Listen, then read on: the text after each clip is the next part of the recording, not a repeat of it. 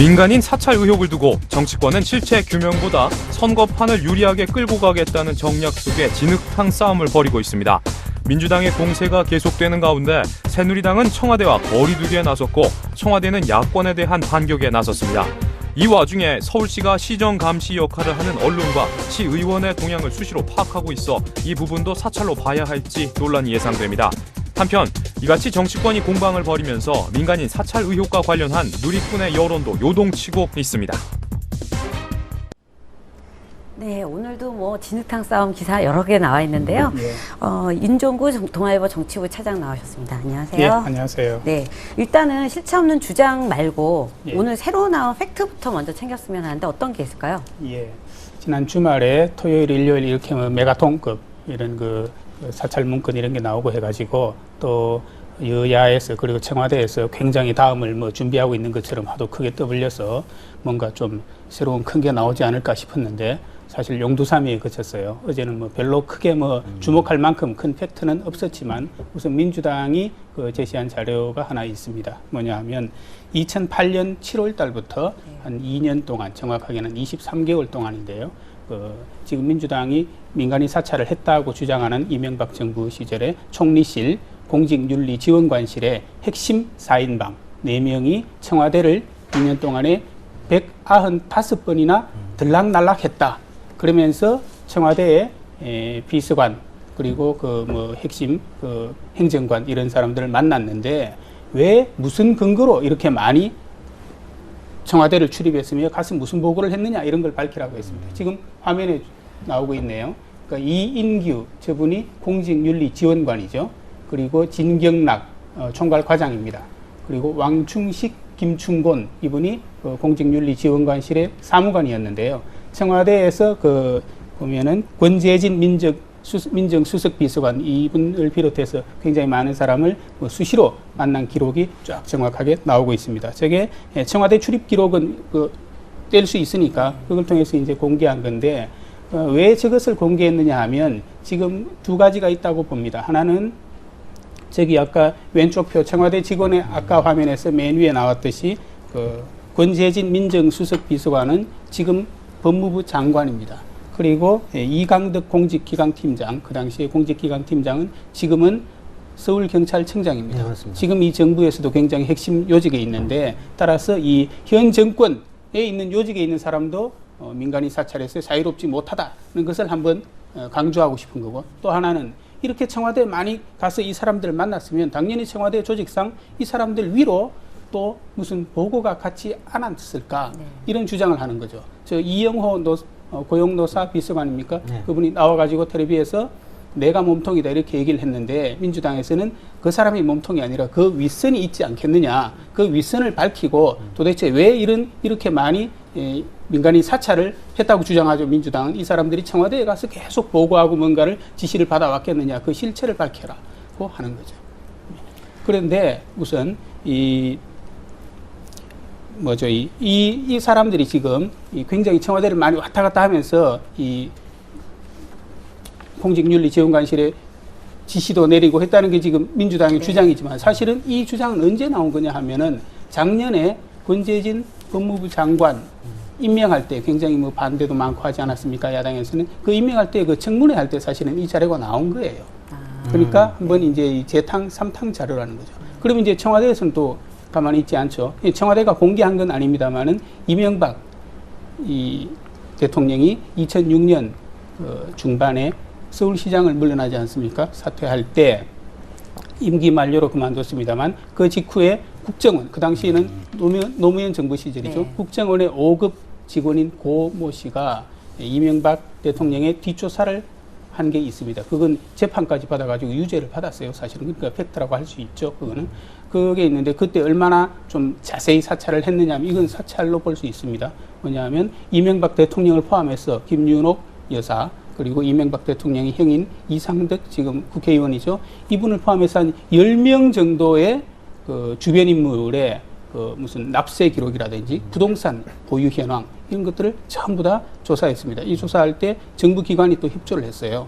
무슨 행정자치부, 건설교통부, 그다음에 국세청 이렇게 다 협조를 해가지고 무려 500몇 건이나 조회를 한 기록이 있어요. 재판에서 인정이 됐습니다. 그래서 징역 1년, 집행유예 2년을 받은 게 있는데 이런 것들이 팩트라고 할 수 있지만 사실은 방금 말씀드린 이 이명박 대통령 이 팩트도 사실은 이미 나온 겁니다. 따라서 지금 팩트는 자꾸 재탕, 삼탕하고 있다고 볼 수 있겠습니다. 그때 재판 기록을 보니까 이게 임기를 얼마 안 둔 시점에 특정인을 콕 집어가지고 집중 사찰했다는 것은 그 문제가 있다라는 부분은 분명히 밝혔더라고요, 보니까. 예. 그거는 법원에서 재판 기록에 나오는 얘기입니다. 따라서 이제 이 청와대 얘기는 그거죠. 그 당시에 이렇게 딱 떨어지게 법원에서도 인정한 사찰 기록이 있는데 그 당시에 청와대에 있었던 문재인 후보는 지금 와서 그 당시에는 노무현 정부 시절에는 사찰은 없었고 정상적인 법 테두리 내에서의 공직 감찰만 있었다고 하는 것은 무슨 얘기냐 대답을 해봐라 이런 또 주장을 하고 있죠.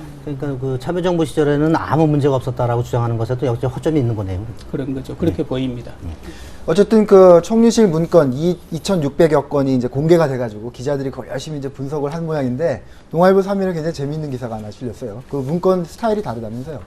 예. 지금 노무현 정권의 그 사찰, 그때는 국무총리실에 조사 심의관실이죠. 지금 이명박 정부 시절에는 공직윤리지원관실인데 그 보고서의 양식이 뭐 전혀 다르답니다. 그것이 그 지금 그래픽이 준비되어 있는데 양식은 노무현 정권 시절에는 비위 자료라는 제목 아래서 조사 대상자부터 쭉 이제 어떤 글을 서술한 뒤에 뭐 이렇게 동그라미를 표시하거나 이렇게 했다는 거고 이명박 정권 시절에는 주로 제목 밑에 줄 2개를 긋고 이렇게 네모 동그라미 이런 식으로 표기했다는 건데 제가 보기에는 뭐 이런 문건이 어떤 양식으로 됐느냐 이건 별로 중요하지 않다고 보고 중요한 것은 뭐냐 하면 여기에도 이제 민간인 사찰을 두 정권이 다 하지 않았느냐고 하는 그 정황 증거가 나오는 거죠.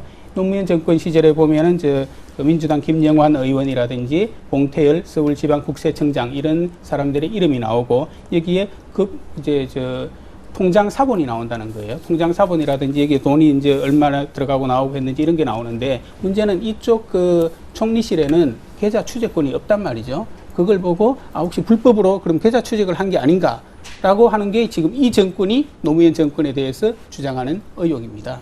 그리고 반대로 또 이명박 정권 시절에는 보면은 이 총리실에서 조사 대상이 남경필 의원이라든지 YTN, KBS 여기에 사장 및 노조에 대한 그 사찰 기록 내지는 그 조사 기록이 나오는데 이것을 지금 정권은 그 사찰이 아니라고 주장을 하지만 또 이 지금 야당 쪽에서는 그거 명백한 사찰 아니냐 이런 주장을 또 하는 거죠. 제가 보기에는 뭐 50%, 100% 같은데. 예. 네.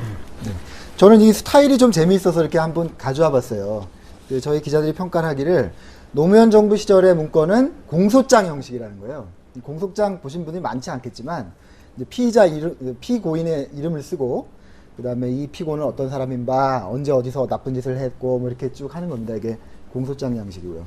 근데 이게 노무현 정부 시절이고 MB 정부 이명박 정부 들어서는 보도자료 형식이라는 거예요. 보도자료. 이게 전형적인 보도자료 형식입니다. KBS 최근 동향보고에서 네모 동그라미 이게 찍땡 문서라고 하는데 이게 이제 사실 공무원들이 저희 기자들한테 배포할 때 많이 쓰는 거죠. 근데 뭐 노무현 정부 시절은 공소장 형식이고 이명박 정부는 보도자료 형식이고 이게 뭐 특별한 논리적인 근거는 없는 것 같아요. 근데 제가 좀 상상력을 발휘해 보니까 노무현 대통령은 어쨌든 변호사 출신 아니겠습니까?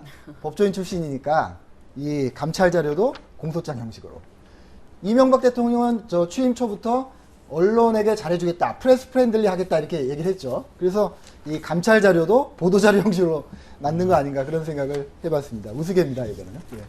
예, 오늘 그 보니까 이제 권재진 법무장관 그 거취에 대한 그 지적을 하는 게 많이 나와 있습니다. 보니까 어제도 이제 그 민주당은 물론이고 새누리당까지 나서가지고 이제 권재진 장관 물러나라 얘기를 하거든요. 근데 권재진 장관은 지금 아무 말이 없습니다. 근데 청와대는 물론 그 책임질 일이 있으면 책임지겠다라고 하고 있는데 지금 현 상황에서는 아마 좀 당분간 거취를 보면서 할 것 같은데 지금 문제는 지금 권재진 장관이 과연 책임이 있느냐라는 부분이 있거든요. 근데 그 재임 시기라든가 이런 걸 보면은 좀 그 애매한 측면이 좀 있어요. 예를 들면 불법 사찰이 이루어진 시기는 정동기 전 민정수석이 계시던 시절이고 또 그다음에 그 뒤를 이어서 권재진 민정수석이 취임을 했는데 그 시기는 물론 불법 사찰이 계속 진행됐을 수도 있고 또 이번 사건을 은폐하는 시기에 겹쳐 있거든요. 그러니까 내가 과연 책임 있느냐? 나는 내가 있을 때는 불법 사찰은 없었다. 뭐 이런 얘기 좀 나오는 것 같아요. 그래서 이게 사면 초과에 몰려 있다고 그러는데 그래서 이제 권재진 장관이 이런 말씀을 하시더라고요. 보니까 그러면 나를 그렇게 이 수사에서 특별 수사를 하든 특별 특검을 하든지 간에 정 못 믿겠다면 그럼 특검으로 가자. 그럼 나를 제외하고 수사가 이루어지면 공정하게 이루어질 것이 아니냐는데 이건 정치 공방이 계속 이어질 것 같아요. 그렇죠. 후반부에도 말씀하셨지만은 그 두 가지로 고민이 될 것 같아요. 첫 번째는 이런 그 사건에 연루된 보고를 받았는지 이런 부분이 하나가 있고 지금 이 사건을 수사하는 주체가 검찰인데 검찰은 이제 최고수장이 검찰총장이지만 법무부 장관은 검찰총장을 지휘하도록 그렇게 되어 있습니다. 그러니까 좀 이상하잖아요. 그 법무부 장관이 과거에 했던 일을 지금 자기가 자기 일을 수사하는 그런 이익 충돌의 상황이 돼 있습니다. 이 점 좀 논란이. 그런데 뭐 장관이나 정치인이 사퇴를 하는 게 꼭 뭐 법적으로 어떤 문제가 생겨서 사퇴하는 건 아니지 않습니까? 정치적인 어떤 문제가 생겼을 때 그런 것을 그 정치적인 사건을 무마하기 위해서라든지 뭐 국면을 바꾸기 위해서 사퇴하는 경우도 있는데 이번 이 경우는 예를 들면 뭐 제가 사퇴해야 된다 말아야 된다 이럴 뭐 입장은 아니지만 어쨌거나 지금 굉장히 곤혹스러운 건 맞을 겁니다. 왜냐하면 지금 새누리당에서도 사퇴하라는 얘기가 나오거든요. 네. 그리고 야당에서는 당연히 사퇴하라는 얘기가 나와요. 그리고 지금 그 방금 전에 말씀드렸습니다만 195건의 그 기록을 보면 권재진 그 당시 민정수석 비서관이 실제로 만난 건 맞단 말이죠. 네. 그러니까 법적으로 뭐 책임 뭐 내가 실제로 그 안 했다고 주장하는 것과는 별개로 정황상으로는 지금 굉장히 정치적으로 몰린 것은 맞습니다. 그리고 권재진 수석이 사실은 그 임명 당시부터 야당에서는 아니 어떻게 법무부 장관이면 선거를 공정하게 관리해야 될 책임도 있는 사람이고 법적인 문제를 집행해야 될 사람인데 어떻게 대통령의 비서하던 사람을 바로 법무부 장관으로 보내느냐 이런 논란이 아주 많았어요. 그래서 지금 이 문제로 해서 또 이거 거치 문제가 정폭될 수 있는데 굉장히 또 정치적으로 문제 좀 곤혹스러울 거로 봅니다. 근데 또 청와대 입장에서는 또 이 시기에 물러나게 하면 이제까지 계속 우리 그런 거 한 적 없다고 했는데 마치 또 뭔가 문제가 있어서 뭔가 뒤가 캥겨서 물러나게 하는 경질하는 것 같은 인상을 주니까 참 지금 이 곤혹스러운 입장일 거라고 생각합니다. 그 새누리당이 보니까 이제 권재진 장관에 대해 책임을 묻는 그 요구 좀 뒤 배경에는 이런 분석을 하는 것도 있더라고요. 그러니까 이명박 대통령을 직접 거명을 해서 책임을 져라라고 하기 뭐하니까 그 밑에서 중요한 일을 맡았던 권재진 장관을 대상으로 해서 책임을 공세를 하는 거다 이런 분석도 있더라고요. 새누리당이야 이제 그런 이제 그 포문에 이게 파문에 선을 장관선에서 그치게 하고 싶은 생각도 있겠지만 문제는 유권자들 국민이 어떻게 받아들이느냐인데 장관이 그건 뭐 어떤 이 시점에서 만약에 물러나면 뭔가 있긴 있었구나. 그럼 그 장관 위에 이 사람을 임명하고 데리고 일했던 대통령한테도 뭔가 있는 거 아니냐 이런 생각을 또 할 수도 있겠죠. 이런저런 아마 머리가 복잡할 겁니다 지금. 네, 지금 검찰 수사가 뭐 진행 중인데 오늘 보니까 이용호 전 고용노동비서관하고 최종석 행정관에 대한 실질영장 심사가 있더라고요. 그러니까 두 사람이 아마 구속이 되면 이제 검찰의 수사 초점이 이제 과연 비선 라인이 누구냐, 이러면 공식적인 라인 이외에 그렇게 되면은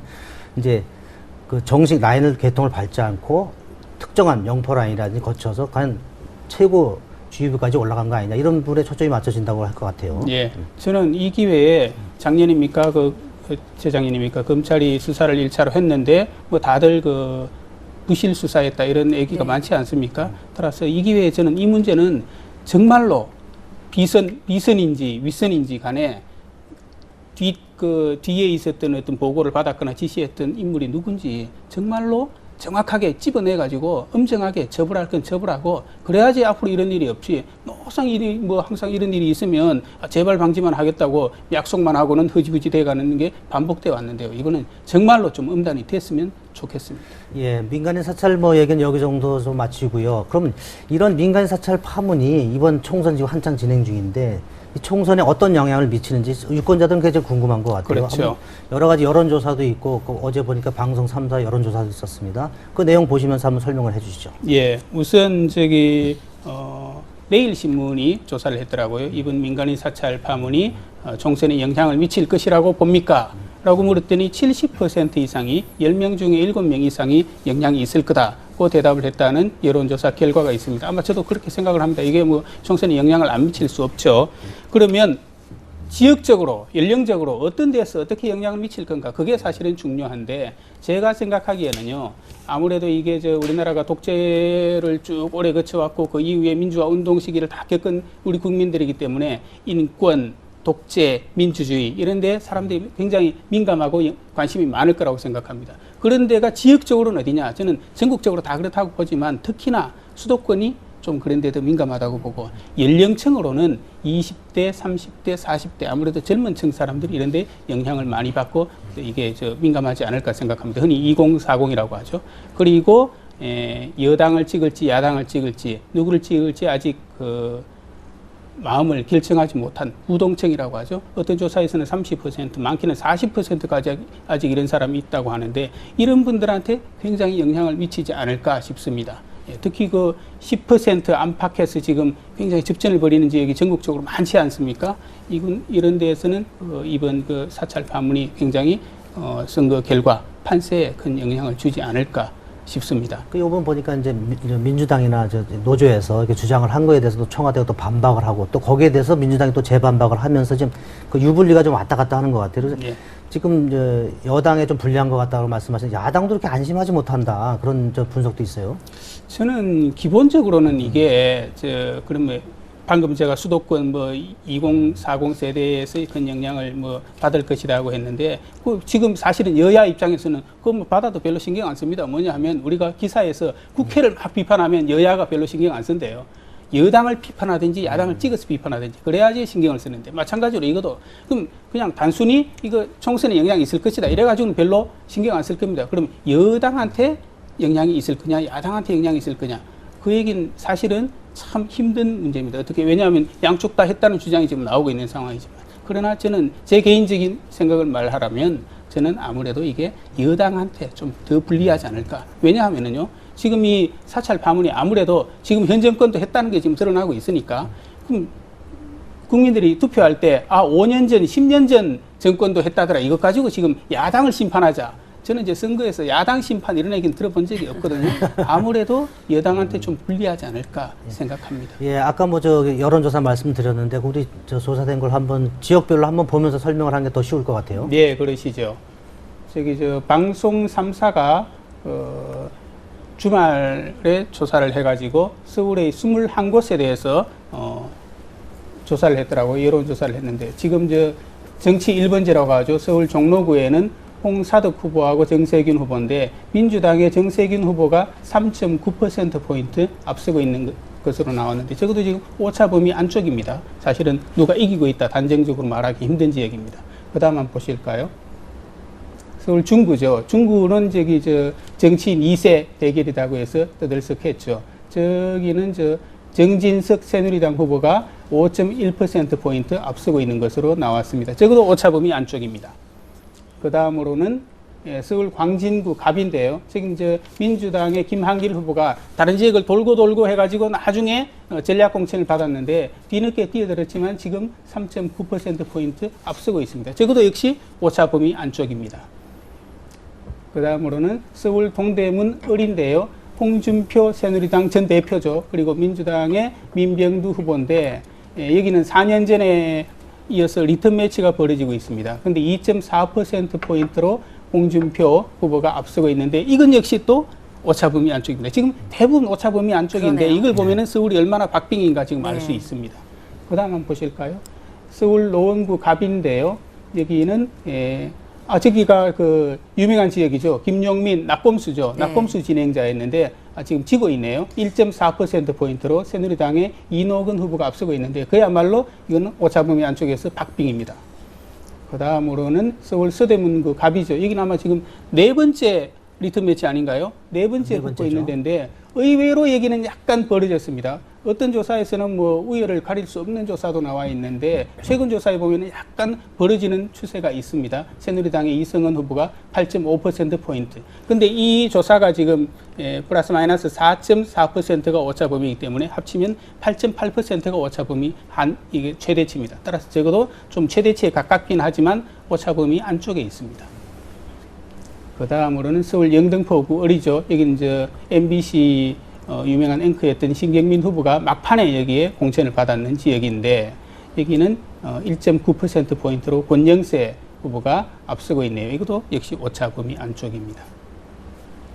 그 다음으로는 서울 은평구 어리죠. 은평구 어른 차이가 많이 천호선 나네요. 통합진보당 후보인데 네. 야권이라고 할 수 있나요? 통합진보당과 민주통합당 양당의 단일 후보인데 지금 지고 있네요. 11.6%. 이것은 지금 오차 범위 바뀌네요. 이재호 새누리당 후보가 앞서고 있습니다.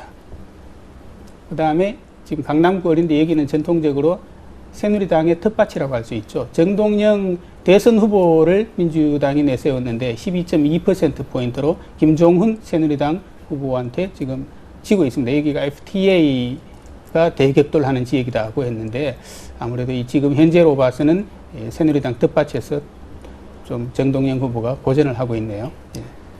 네, 여론조사는 뭐 이 정도 보시고요. 이 조사, 참고로 이 조사는 지상파 3사에서 조사한 내용입니다. 예, 정치권 얘기 뭐 해도 끝이 없습니다. 뭐 정치권 얘기는 이 정도.